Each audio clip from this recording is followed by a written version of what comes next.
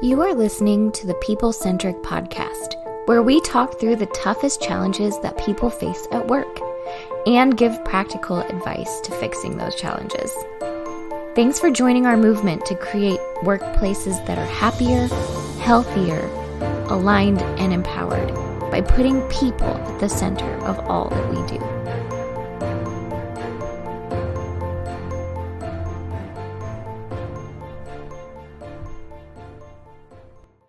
Hello, people-centric leaders. Good to see you again. If you're on YouTube, you can see us on YouTube here for the podcast. If you're just listening, because we've heard from both people, the people that enjoy listening to us on whatever app you prefer for the people-centric podcast here, or maybe if you wanted the visual experience, you could see Don's new glasses. Don, you look sharp today. Thank you, Matt. And I just wanted to also say, whether you're listening to us or watching us on YouTube, we can't see you.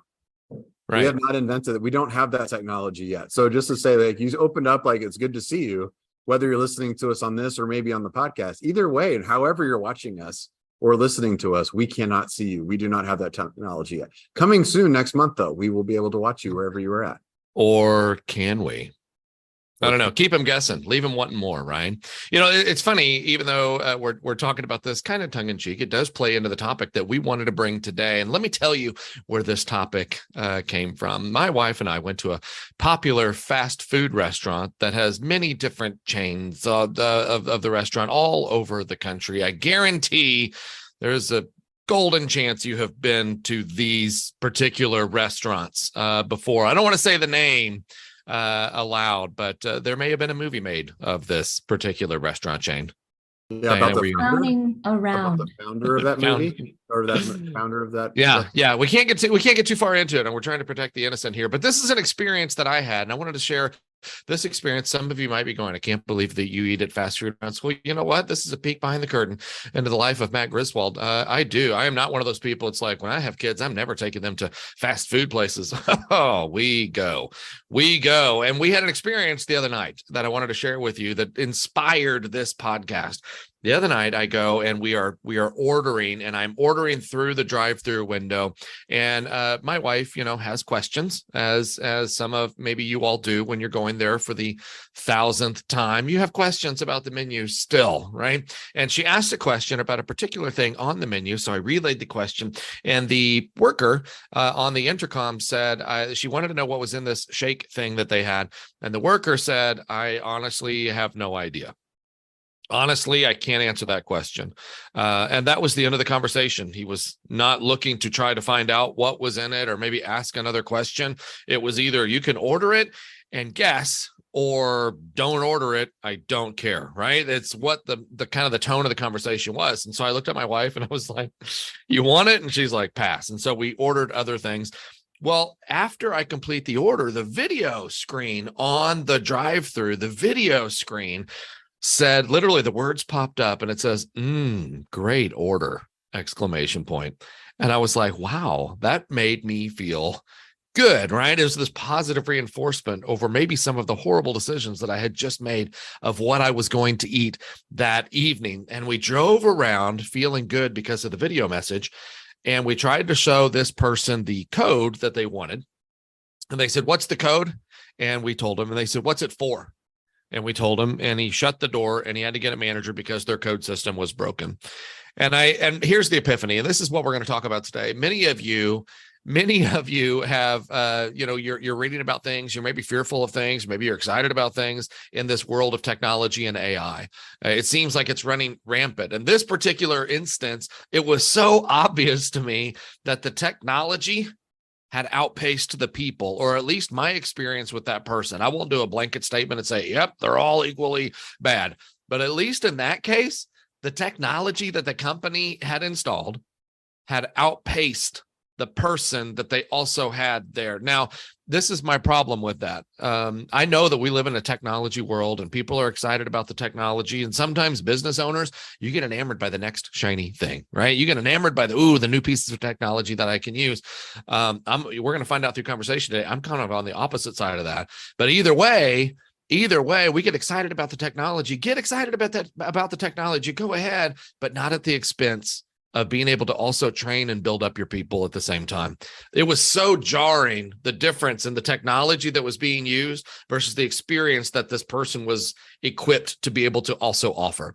So that's what we're going to talk about today. Like, at what point does it become maybe jarring? Do I need to be equally invested in the technology as equally invested into the people side of it? Are we just scrapping all the people and say, technology, do your thing, take over? Because I think that's a bad recipe. Also, there's things that technology cannot do that people can do. And so anyway, that's the conversation. Joining me today on the conversation, we already met Don. I'll come back to Don here in just a moment. Diana, let's start with you, though. Today's topic, now you are in, and I don't know, you might have a little bit different perspective, because when we went to visit you in the greater Seattle area, we went to a restaurant that had robots deliver the food to the table. And we it's not super prevalent here in the Midwest where we are. And so I don't know, where do you think you're going to go maybe on this conversation? What's your take here on the technology versus the people side? I mean, obviously, I don't really like people all that much. Right. So that's where I'm starting. I'm just kidding. Yeah, especially two out of the other three people that are on this call. We'll let you decide. Yeah. I do think that when people use technology effectively, it enhances the people. So I think technology can be used effectively and used really well.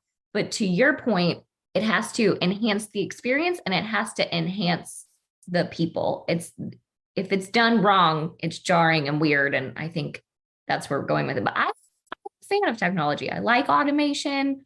I do think there's a lot of efficiencies in it. And I think we can use it really well. I think we can also use it really poorly. And I'm a fan of using it well. Yeah. And, you one of the things that you can mention too, I bet we also go along that path, is maybe the organization installs the technology, but they forget to train the people how to use the technology. And now it becomes a nuisance and a hindrance. And this is frustrating. So Philip, welcome to the podcast here, Mr. Philip Herzog.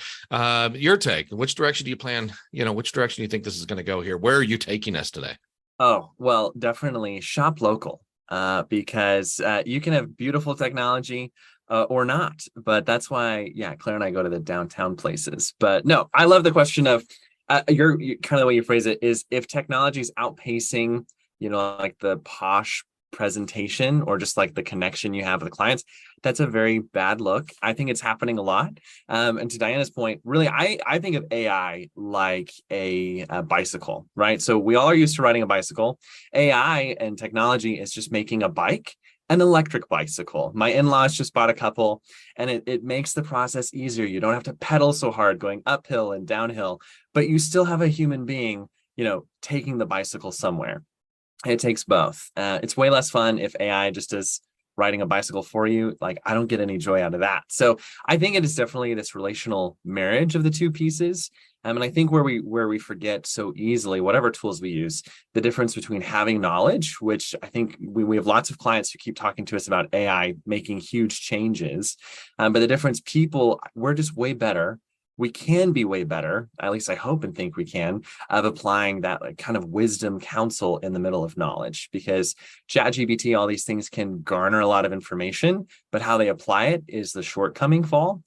So whether that's like being a great customer service person, to how we consult with our clients, to just being a good person, I think there's a lot of benefits that can come from it. You just have to be really intentional.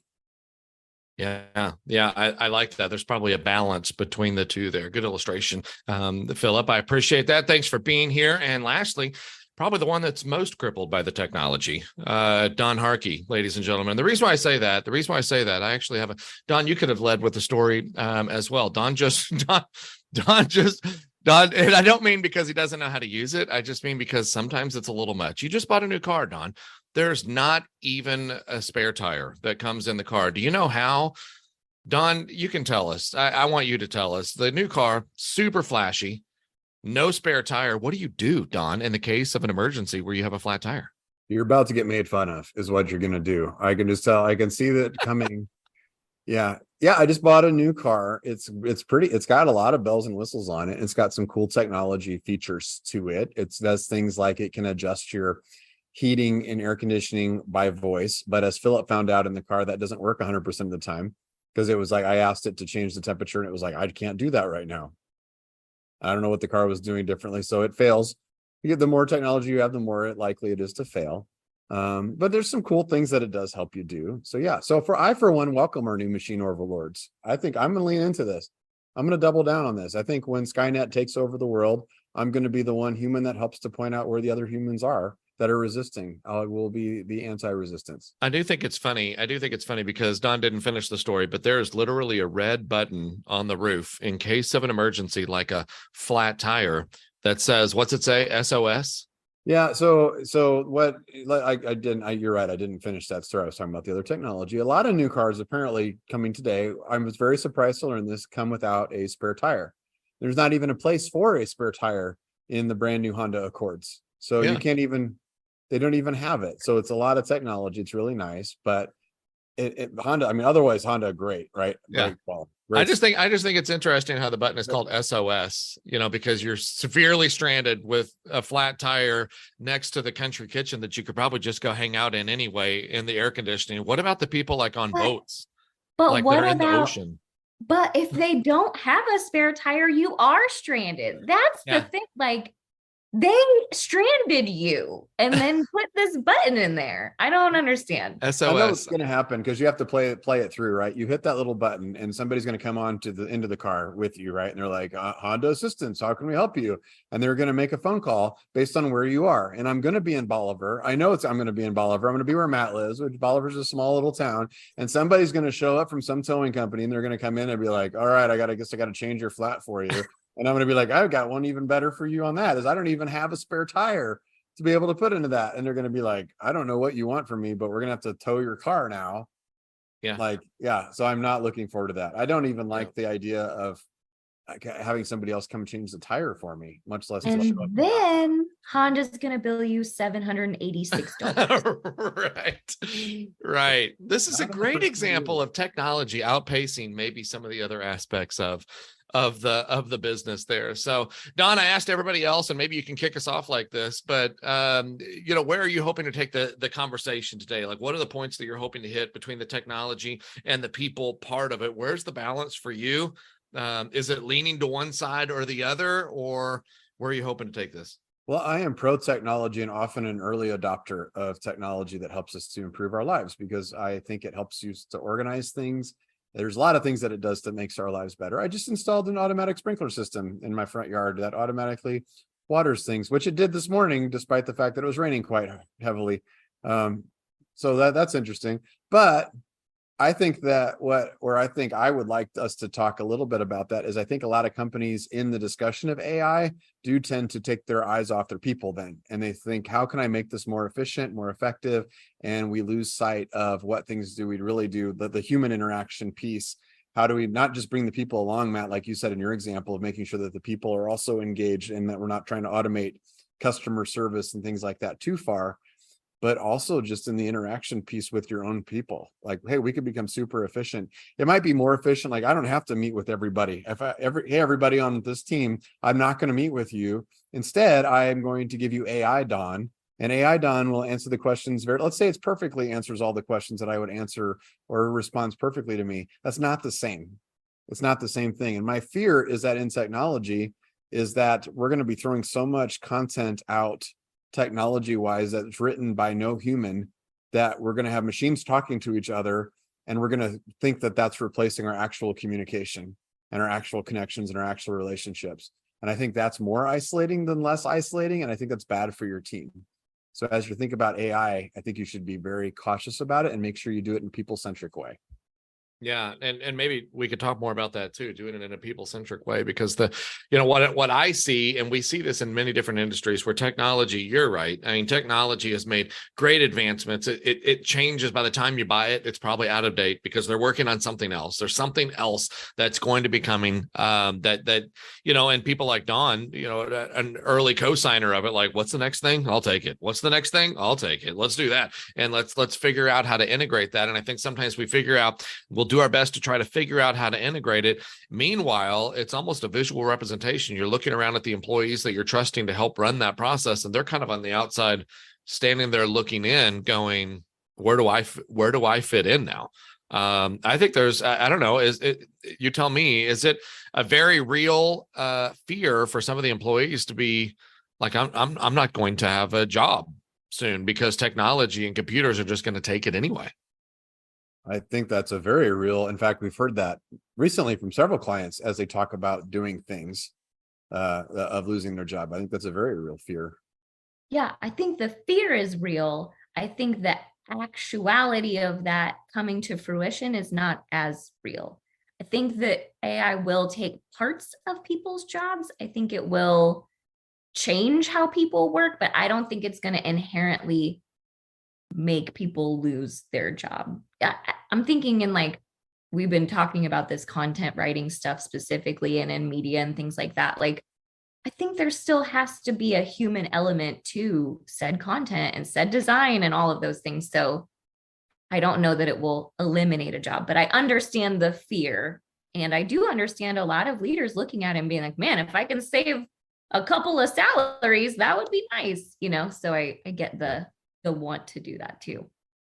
Yeah. Philip? My wife and I just watched the second Back to the Future recently. And I forget at one point, they put the year on there of what year they're going back to this town. And it was 2020, 2021, something like that. All the cars are flying in the future. And it's totally wrong. We just started laughing so hard because they had this idea of what the future was, right? Cars fly, all this stuff. So I think a lot of this fear too, it comes from what we imagine. Worst case scenario, nobody likes change. Nobody likes to be replaced or told you're not good enough, which I think the implications with AI are all three of those things. You're not enough of a robot. You're so slow. You have feelings and you need to eat food, whether you go to wherever place. You have all these needs. It's so annoying. And then the other part, I think we overexert what we think could come from that. What's interesting too, Reddit, I was recently reading, Reddit actually is looking at how to lock down Reddit so bots can never enter it, because we're kind of moving into a place where human-made things are so valuable, they kind of need to protect that, because it'll become a really interesting thing, almost like a social archaeology. I'm sure there's a better term for that, but kind of preserving how humans interact, how they actually ask questions, how they answer questions for each other. So in some ways, I think you really should look to the advantage of how much more as a leader you need to lean into your team and really drive up the value that they provide you. Because I think the solution with AI is people are slow, let's go to something different, but that's discounting, the best value you have, which is your people and your team. I want to offer a little bit of a different spin on this on the technology side. And this, I'm going to be a little hardcore for a second, if that's okay. I think AI is absolutely going to replace certain people in certain jobs. I think if your job is very task oriented and you're not putting a lot of thought behind it, I think that there's a chance. And Diana is freaking out right now because I've basically told her 6 months is what we're figuring technology. Is this at the end? Is this the end for me? Yeah. Actually, you are already the deep fake, Diana. I know that you don't know that you're not a real person yet, but I'm a Cylon? You're a Cylon. You don't know. But I think there's some industries that are going to be figuring out. I think there's some industries that are going to be rocked by it. I'll throw some predictions out. I think the accounting industry is going to be rocked by AI in the next 10 years. I think there's a lot of tax preparation, bookkeeping stuff that AI will be able to do that people do today, that I think are going to now AI will not give you, it will crunch data and give you some insights, but it won't interpret that data well for you as a human. It won't run your business for you. So you'll have to switch that. I think the real estate world is in serious jeopardy. You don't need a person to know what houses are out there or what features that they have. AI can do a lot of that stuff for you. I think some of that, I just buying the car recently, the whole car buying process is antiquated to me. Like you could replace that whole thing. I had to wait. I was there for 2 hours and they knew I was coming and I paid cash. Like it shouldn't take that long. It shouldn't be that kind of a process. That car should have just appeared. And there's other car dealers. If I bought a Tesla, it wouldn't have been that experience. So, I mean, there's things like that I do think companies have to think a little bit about. But I was talking to my friend who does machine learning, and we were talking about like the publishing industry. And one of the first big uses of AI is in content. And we talked about that, like Reddit and stuff like that. LinkedIn right now, if you go to make a LinkedIn post, it will pause and ask you, would you like our AI to help you to make this post? Like it's already starting to do that. And so like we're as a company pushing back against that. We're saying, no, our content's always going to come from us. Like, we're going to anti-do that. We could make it easier through that. We might do some research on the AI, and the AI might help us to inform the content, but the content's going to come from us. But when we're talking about like the publishing space, and I was bringing up to my friend who thinks very technically and does AI stuff, he doesn't just use it, he actually creates it. He said that, I said, if you're an editor, you could go create a story using ChatGPT. You could do that today. Write me a story about this in Springfield, Missouri, and it will write you a pretty good story that probably could go in the magazine with maybe just a slight amount of editing. And I said, is that going to replace a bunch of jobs for editors? And he said, no, what the publishers should do is think about what could you do with your editors if you could create additional content more easily. Like, then maybe they could spend more time, instead of writing all of those stories that are easy to write, maybe they could spend more time doing like the complex journalism that has kind of gone away in newspapers because they've tried to become more efficient. Or maybe they can put more content out there. Instead of just writing once a year the taco issue, you could write a continuous issue that's always content that's always updating about all the tacos that happen in Springfield, or things like that. It's just thinking differently about what's being produced. So I do think that this technology is going to rock our world. I think some people should have some fear in their jobs, especially if you are in a spot where you're not adding a lot of like your human thought process to things. Diana, yeah, I agree with that. I think there's industry specific. We just went to tour a logistics company the other day, and he showed us a couple of different lines that they had, and one of those lines had, I don't know, 9 or 10 people working the line. And then the next one was the new machine that they had bought that duplicates the thing that line was doing.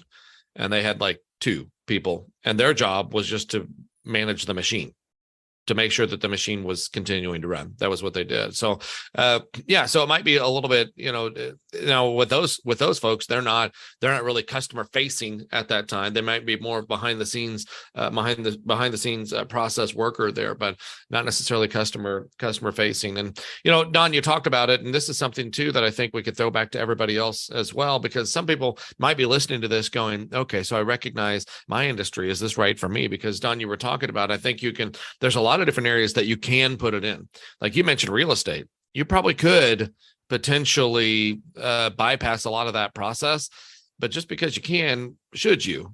Like, I could think of many other questions that I would want insider information or a little bit more insight in, like second level questions and things that technology. And I don't want to talk to, I'm still old school enough where I want to go to a bank where they know who I am.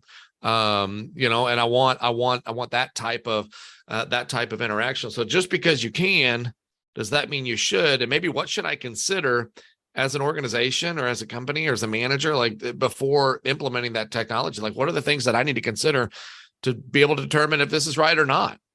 I think you still have to consider the relationships that you have with your customers. I think that's a piece to that. There are some things, it's interesting, like you say, I still want to know the people I go to the bank with. I don't ever want to go to a bank again. I would prefer to never walk into a bank. But I love in our bank that we have people that reach out, Rachel, Rebecca, who call us and say like, hey, this is something you should be thinking about, or this is something you need to do. I think our bank has done an excellent job. And I'll give a shout out. I'll give a shout out to Oak Star Bank. I'll give a shout out to them here in Springfield. Why not? I think they do an excellent job of leveraging the technology to free up their people to do the relationships, which I think is what the technology can help us to be able to do. You don't have to stand in line or wait for something or fill out a form. I mean, how many times do you sit in doctor's offices or bank offices and fill out a form that is all information that they already have? So I think the technology should help you in the relationship side. It should enhance it. It should be an accelerator for it, not a replacement of it. Yeah. So if I have an organization and maybe there is technology in place already, I probably need to maybe continue to ask questions of my people. I think the question that your friend asked was appropriate. Like, if this technology is in place, what role can you play to be able to help enhance that technology, or help enhance the existing relationships? And it might be different than the things that you're doing right now. Not to say that it won't still be valuable, but it might be different. So how do I start to maybe identify what some of those roles are? And I understand asking that question too. I might be talking to some frontline workers. This is you right now. Like, technology is maybe doing some more things in your world that you're trying to find your space, right? You're trying to find your value. Maybe the things that you used to do, the technology is doing, maybe the things that you used to do it well and you used to get complimented for, are now being done by technology. You're trying to find your own value now in that whole process. Like, what do you do? And I've heard a lot of managers recently talk about leveraging technology to help them not have to manage their people. And we already do that in one big area, and it's emails. I don't want to go have that difficult conversation with that person when I can fire an email to them, because it's easier. I don't have to look at them. I can think my thoughts through. I don't have to get the input right away. So we know a lot of people, and that's a terrible communication method in a lot of ways. We've seen companies think like, okay, well, we want to have great onboarding processes. So let's put it on video. Let's have people video our introductions to people. And some of that's okay. That's good, but you can take it too far. And then you miss the human side of things. You miss the interactions. You miss those opportunities. Yeah, I was going to say, I literally couldn't work here if it weren't for technology, because I live 2,500 miles away from you guys. And I need this technology to be able to do my job at People Centric. But I think we've utilized it really well and made our own rules to it. So when we call each other, we do video calls. We're face to face. I see how you're reacting. I understand your emotional cues. I can get that from a video. We don't just show up and not have our camera on. We've just installed our own things to make sure that the technology works for us and not against us. Because I could easily just be like, nah, I'm never going to show up on a video call. I'll just email everything. I'll just call everybody old school or something. But I think because we've said that the relationship is valuable, we've put things in place to utilize the technology to continue to build the relationships. Remembering what your value is, I think is helpful with all these pieces too. Because I was thinking, as Matt, you were sharing, change happens, and to your point too, Don, change happens. So definitely, will the workforce change and different skills be more useful moving forward? Totally. But I was thinking, I think the reason why the conversation is so different now is that technology is kind of impacting different things. It's not like it's farming on mass scale or manufacturing, it's because technology has changed those fields so much, but now it's at the point where it can be more creative for us, and it can write an article for us. And I've looked at things that even can paint, right? There's these robot arms so it's doing these things that we thought were just off limits to technology. And so I guess maybe one of my questions for all of us would be, for someone who felt really secure in their role and their job and their skill set, this could never be touched by a robot or technology, who now has that wonder, what happens to me if, what would be our advice for them or their leadership team kind of as they go about talking about these things?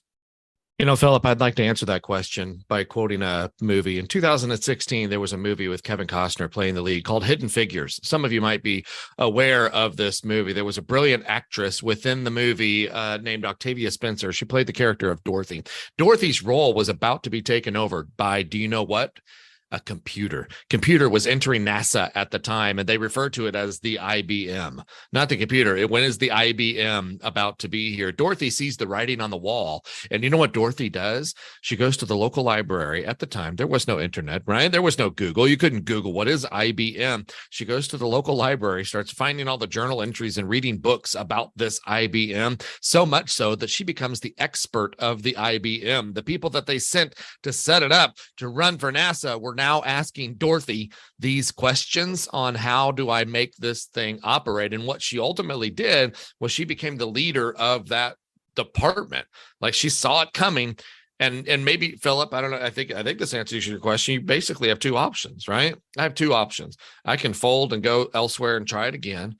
Or I could maybe try to learn a little, how do I make myself valuable in this time? And maybe making myself valuable is learning to be able to operate that thing.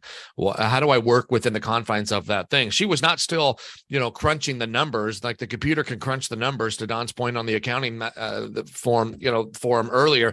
the computer was crunching the numbers. She was not crunching the numbers, but she was learning how to be able to operate the thing that did crunch the numbers to be able to produce the reports that she knew the people were going to want. And then she became extremely valuable to the organization. They could not get rid of her whenever it was time to go because she knew how to run the thing. And so maybe that is your opportunity or your option to be able to, how do I play well in the sandbox with this computer? How do I make, what is my unique value proposition for myself with this new technology potentially that's coming? So I'm glad. Perfect segue. You didn't even say you're going to answer that, but I was going to go there anyway. I think I think that's, I don't know, brilliant. You guys don't have to agree, but I thought it was great. I love that answer, Matt. No, I do. I think it's a very good movie too. Great movie. Exploring that. And I like that they called the people computers. I thought that was an interesting just side note of that. That is all the role that the people played were computers as they did the math behind the scenes.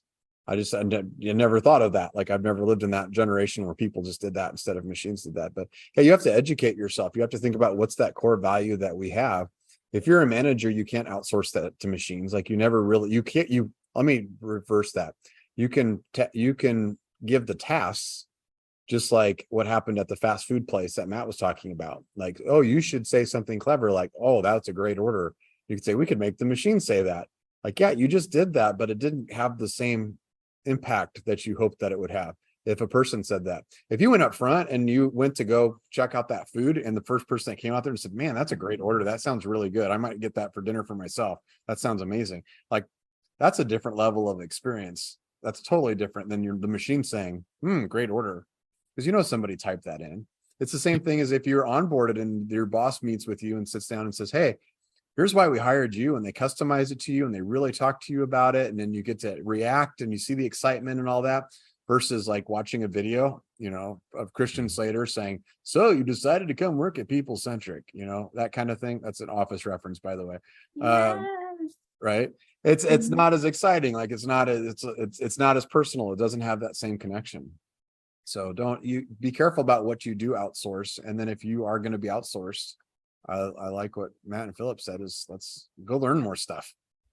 Yeah. And I think to Matt's point, and I think Philip was trying to say this too, like, there are going to be things that AI just can't do, right? You were saying, sure, it can write the article, but can it use the same voice that you regularly use in? Or is it going to sound robotic? Do you have to tweak that? Or are you going to have to say, oh, by the way, computer, our brand says this? Like, you have to make sure that it aligns really well. And I think there are things like you were saying, it will give you data, but how you interpret and what you do with that is up to a human to figure out. So I think you have to look at each role and say, what can AI or this new technology do in this role, and what can't it do? And then you have to pick up it can't do this, so I'm going to make sure that I can. Yeah. And I think we can do that as an individual employee. And then as managers, that's what I'm looking for too. I recognize this technology is coming here.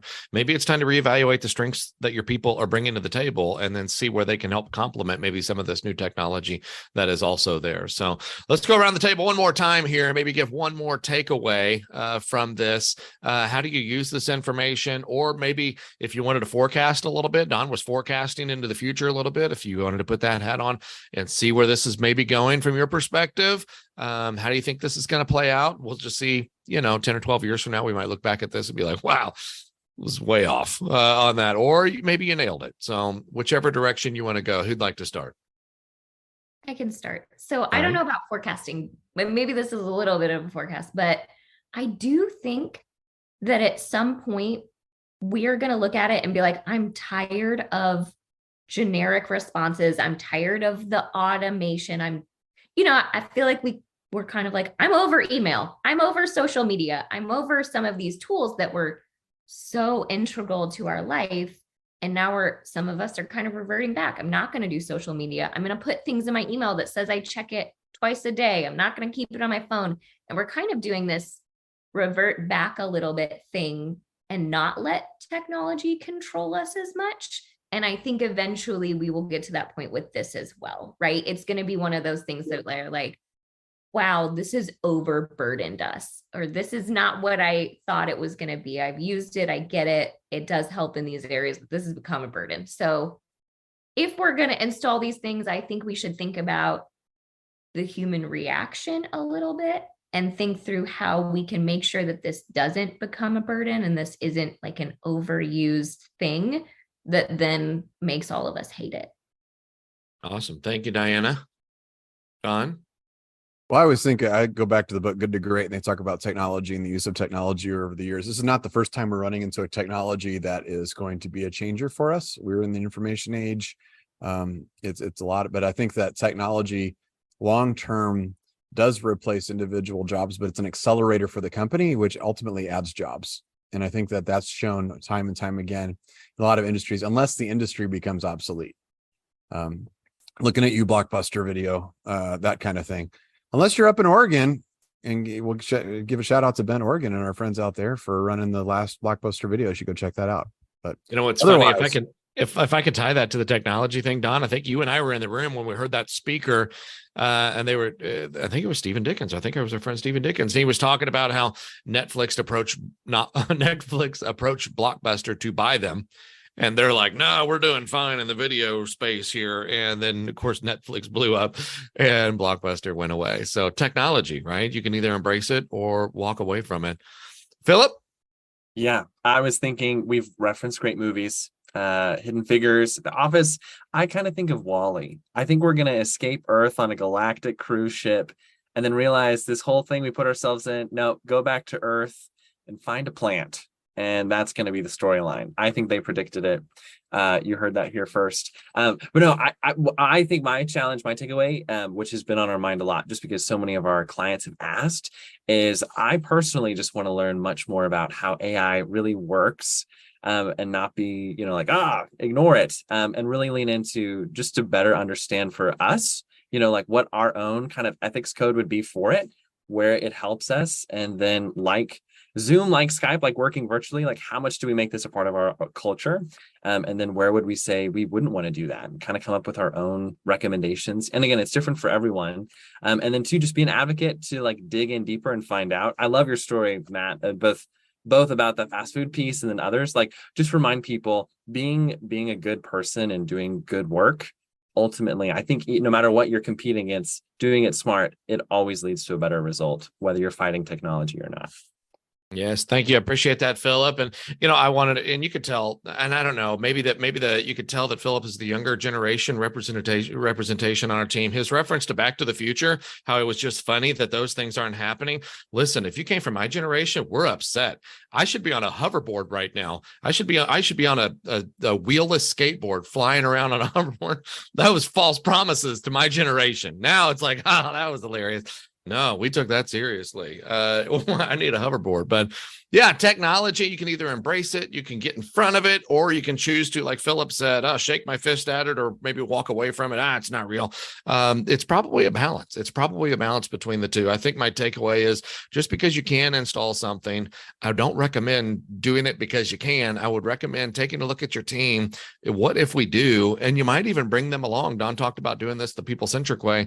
You might even bring them along for the ride of this is what we are considering doing. How do you think we might react once we do? Like, how do we still find different roles or role clarity or value in the roles that we have and the people, value in the people that we have if we adopted this? And so maybe it's something you can move forward together to be the best version of whatever it is that you are. So hopefully this was beneficial for you. Again, our hope is that you like it, you enjoy the content, but you at least take away something that you could potentially implement for yourself, for your team, for your company. If you have other topics, we'd love to be able to hear from you there.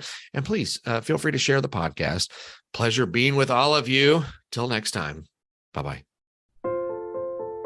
Thank you for listening to the People Centric podcast. We are so grateful for you joining us every week. If you like this content, please like and subscribe. Also, feel free to share on your social media with everyone that you know. It really does help us. If you would like to contact us, I have put our information in the show notes. Please reach out anytime.